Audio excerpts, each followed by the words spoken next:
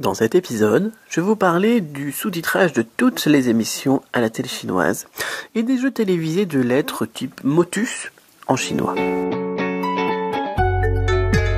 Je réponds à vos questions en vous présentant la Chine et le chinois tels que je les vois et tels que je les vis. Bienvenue dans La Chine, le chinois, comment c'est vraiment.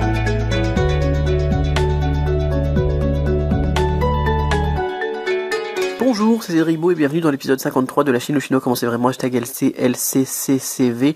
Alors, j'ai une question aujourd'hui de Nadine, comme hier, et qui reprend un petit peu aussi la question de Christophe avec le mini-épisode d'avant-hier. Donc, question, je vais vous la lire d'abord, elle est un petit peu longue, mais c'est pas grave, et on va travailler ça donc point par point. Il y a pas mal de choses d'ailleurs que vous allez pouvoir noter et que vous allez pouvoir utiliser dans votre apprentissage.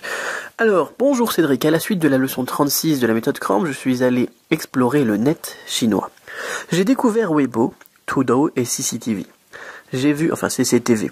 J'ai vu que la plupart des émissions de CCTV sont sous-titrées en chinois.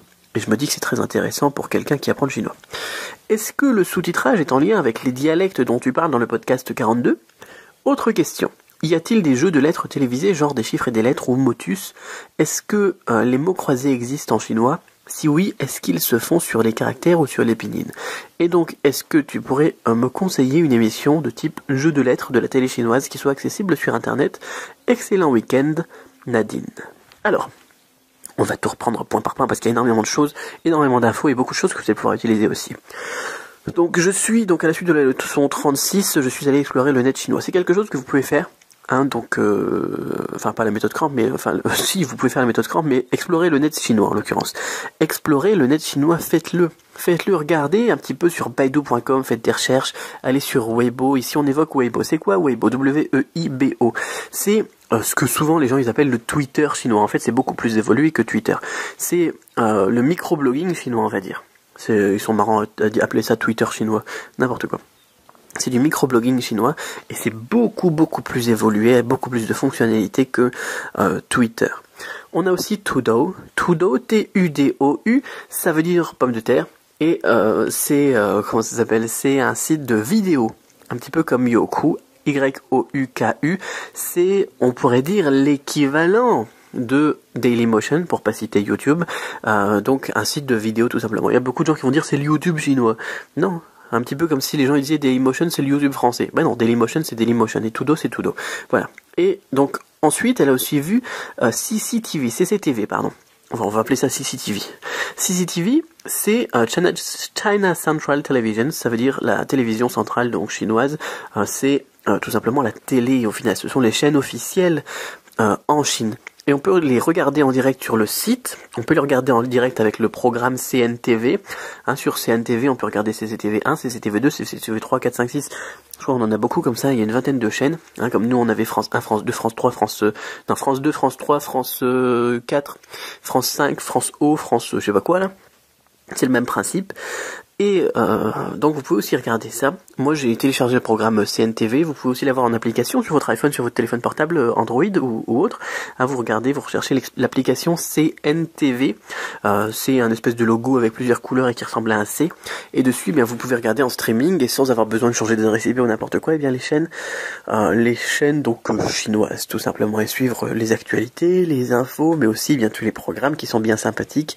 Donc soit les reportages, les trucs scientifiques, les documentaires, qu'est-ce qu'on a encore après, on a aussi tout ce qui est un petit peu comme The Voice of China, les trucs un peu télé-réalité, et ils aiment beaucoup tout ce qui est orienté sur la musique et ils chantent généralement mieux que ce qu'on peut voir en France, donc ça peut être intéressant.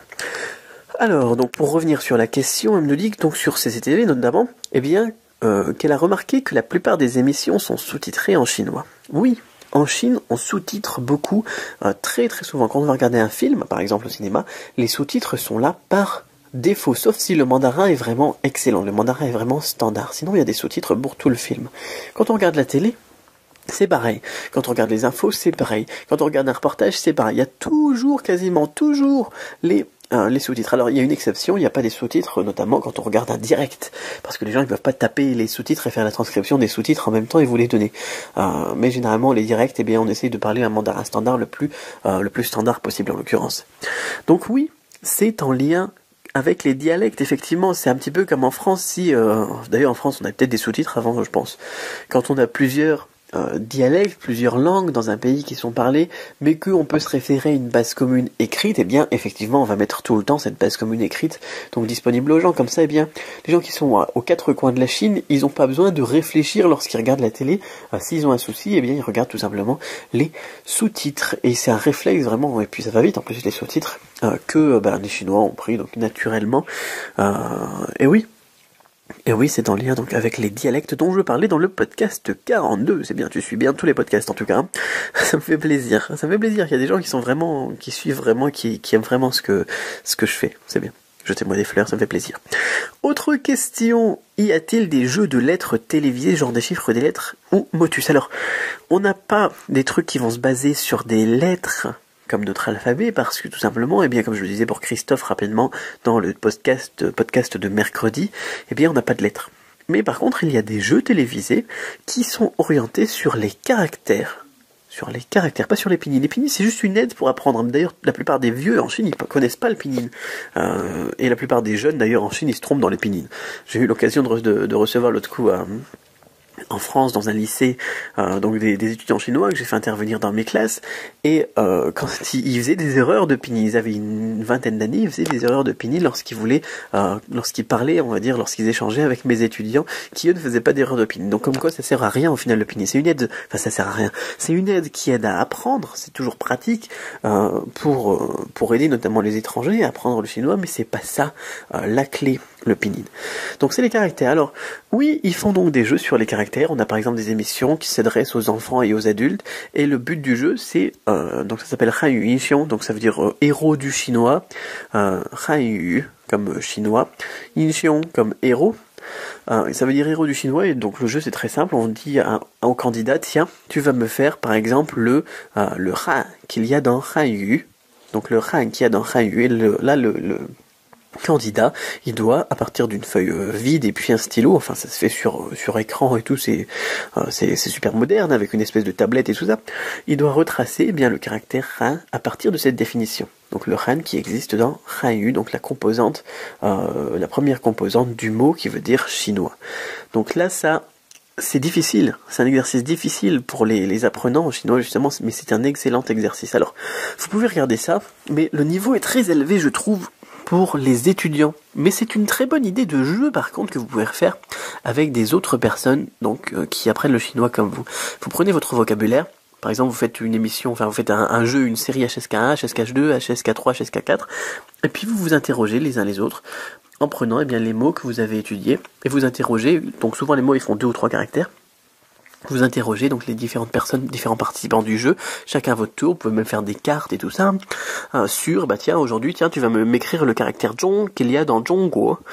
Et donc là, le participant, eh bien, il doit écrire le caractère Zhong. S'il réussit, il a un point, s'il rate, eh bien, il a pas de point. Et ensuite, le suivant, eh bien, on va lui dire, tiens, tu vas m'écrire le shui qu'il y a dans Shueguo, c'est-à-dire l'eau, l'élément de l'eau qu'il y a dans le mot fruit.